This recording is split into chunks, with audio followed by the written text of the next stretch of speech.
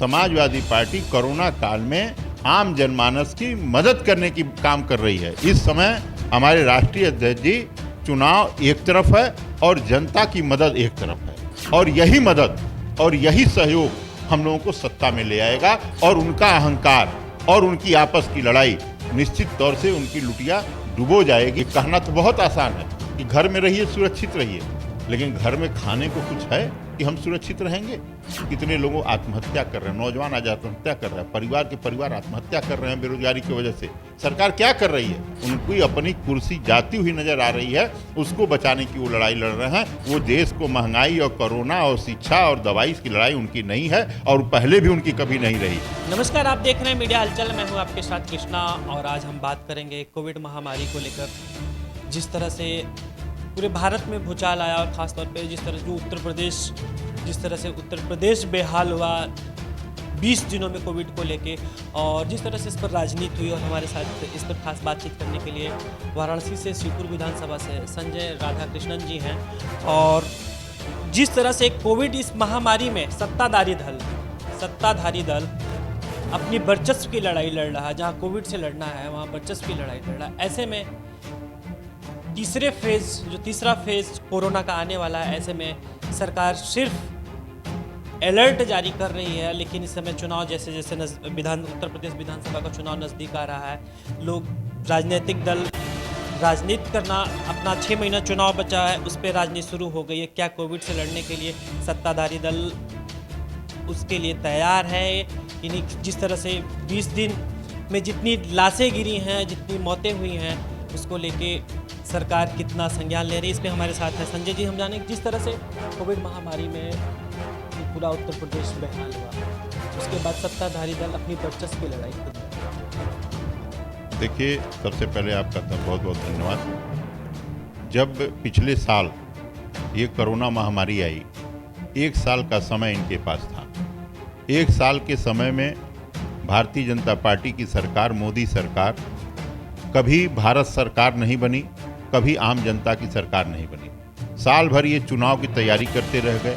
बंगाल, बिहार, आसाम ये चुनाव की तैयारी में थे, ये कोविड की तैयारी में कभी नहीं थे।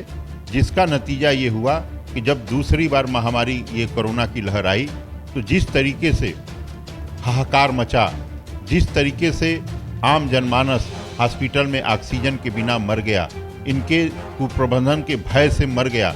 आपने जीता जागता उदाहरण जो इन्होंने कहा था कि मैं माँ गंगा का बेटा हूँ, माँ की गंगा ने ही इनको सत्य दिखाने का काम किया। जिस तरीके से गंगा में लाशें तैरती हुई, लाखों लाख लाशें तैरती हुई नजर आईं, उसका क्या स्वरूप था, और जितनी मौतें हुई हैं उसका कोई अंदाज़ा अभी आज तक सरकार सही आंकड़ा नहीं दे पाई है। आंकड़ों से इन्होंने जो खेल खेला है, वह आने वाले समय में इनको जनता सबक देगी। आप देखिए, जिस तरीके से कोरोना का भय दिखा करके शिक्षा के साथ खिलवाड़ हो रहा है, बेरोजगारी के सवाल पर आज नौजवान भीख मांगने को तैयार हो गया है। उसी तरह से व्यापारी, व्यावसायिक व्यक्ति, जो व्यक्ति व्यवसाय में थे, किसी न किसी प्रकार से व्यवसाय में उनको कितना चोट पहुंची है। मध्यम वर्ग का आदमी, न उसको सरकार कुछ दे रही है, न ही उसका जो है कि कोई कर्ज माफ किया जा रहा है। गरीब आदमी को वोट लेने के लिए सरकार 5 किलो गेहूं, अनाज, चावल की व्यवस्था कर रही है। और जो इनके सरकार में बड़े बड़े लोग जो पूंजीपति हैं, उनका माफ लोन कर देते हैं मोदी जी। लेकिन मध्यम वर्ग का आदमी जो सरकार चलाता है, सरकार को टैक्स देता है, आज उसके घर में मौतें हुई हैं। किसी के घर सरकार अभी पूछने नहीं गई कि आपका बच्चा कैसे, मतलब बच्चे अनाथ हो गए। इस तरह से सरकार तीसरे फेज का बता रही है कि तीसरा फेज कोरोना आएगा, बच्चों पे अटैक करेगा, और सरकार उसको लेके, लेकिन इस समय देखा जाए तो सत्ताधारी दल जो है वर्चस्व की लड़ाई चल रही है। दिल्ली से लखनऊ एक हो रहा है। ऐसे में क्या लगता है कि जो तीसरे फेज के लिए क्या सरकार पूरी तरह से एक्टिव है? ऐसे में समाजवादी पार्टी क्या करे? देखिए, सरकार पहले चुनाव लड़ रही थी, अब चुनाव बीत गया। जैसे इनके बंगाल में हार हुआ, जिस तरीके से आज यूपी में जो आपके पंचायत चुनाव हुए उसका रिजल्ट आया, उससे पूरी भारतीय जनता पार्टी बौखला गई। और आज ये आपस में लड़ रहे हैं। ये इनको तीसरे फेज की तैयारी से मतलब नहीं है, इनके आपस का वर्चस्व है।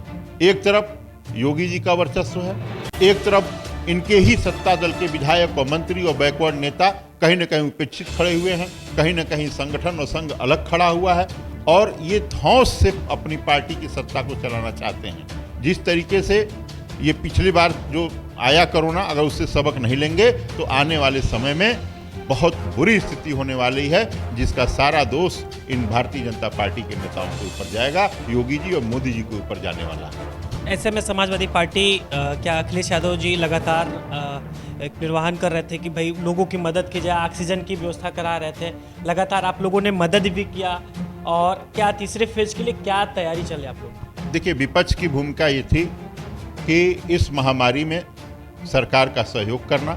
वो हम लोगों के राष्ट्रीय अध्यक्ष जी ने बखूबी सहयोग किया और अपने कार्यकर्ताओं से उन्होंने आह्वान किया कि आप अपने अपने क्षेत्र में जो भी मदद कर सकते हो आप करो, और उनके कार्यकर्ताओं ने, नेताओं ने बखूबी क्षेत्र की जनता में जाकर के लोगों की मदद किया और उसके प्रमाण हैं। और भारतीय जनता पार्टी ने जिस तरीके से इस महामारी को एकदम से जनता को अपने आप पे छोड़ दिया, जनता खुद से दवा ली, जनता खुद से ऑक्सीजन जुटाए, जनता खुद से हॉस्पिटल जाए, एम्बुलेंस की व्यवस्था तक नहीं, ऑक्सीजन की व्यवस्था नहीं, तो आखिर सरकार हम किस लिए चुनते हैं? आखिर किस विश्वास के साथ सरकार को हमने चुना था? क्या यही दिन देखना बाकी रह गया था हम लोगों को? तो ये भारतीय जनता पार्टी झूठ की पार्टी है। इसने जो है कि बीजेपी का मतलब बर्तन झाड़ू पोछा की पार्टी है, और सबको घरों में बैठा करके इन्होंने मजबूर कर दिया कि आप घर में बैठो और बर्तन झाड़ू पोछा करो और अपनी अपनी पत्नियों को आराम दो।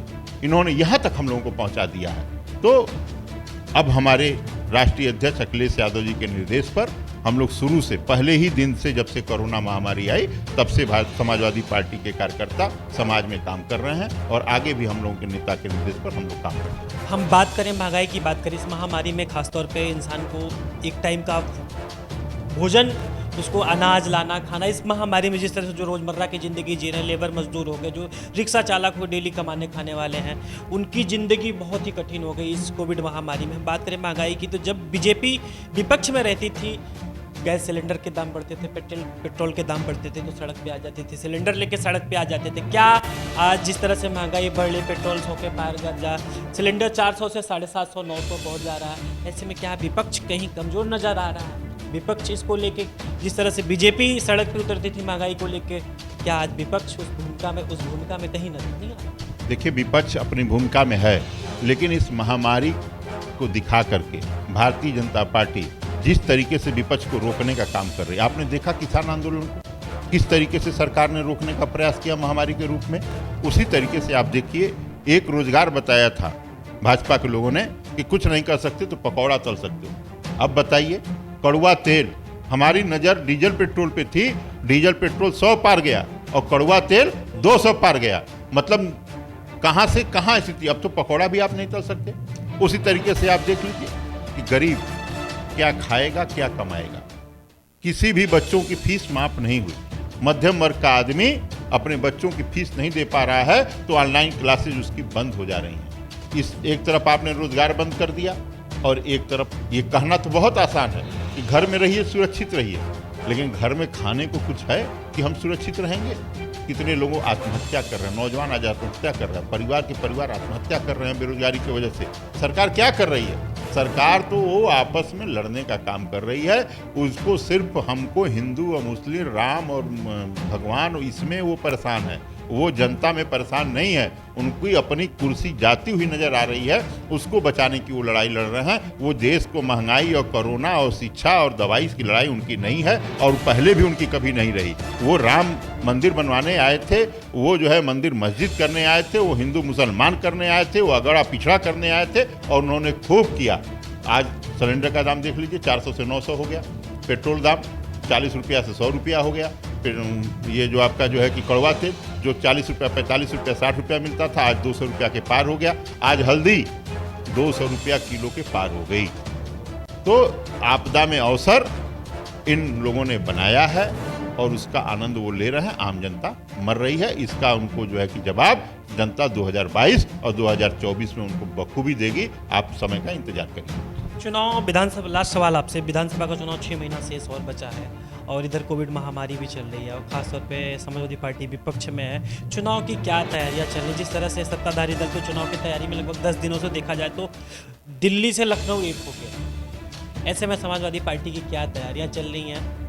देखिए, समाजवादी पार्टी चुनाव की तैयारी नहीं कर रही है। समाजवादी पार्टी कोरोना काल में आम जनमानस की मदद करने की काम कर रही है। इस समय हमारे राष्ट्रीय अध्यक्ष जी, चुनाव एक तरफ है और जनता की मदद एक तरफ है, और यही मदद और यही सहयोग हम लोगों को सत्ता में ले आएगा। और उनका अहंकार और उनकी आपस की लड़ाई निश्चित तौर से उनकी लुटिया डुबो जाएगी। आप देख लीजिएगा हम क्या करेंगे।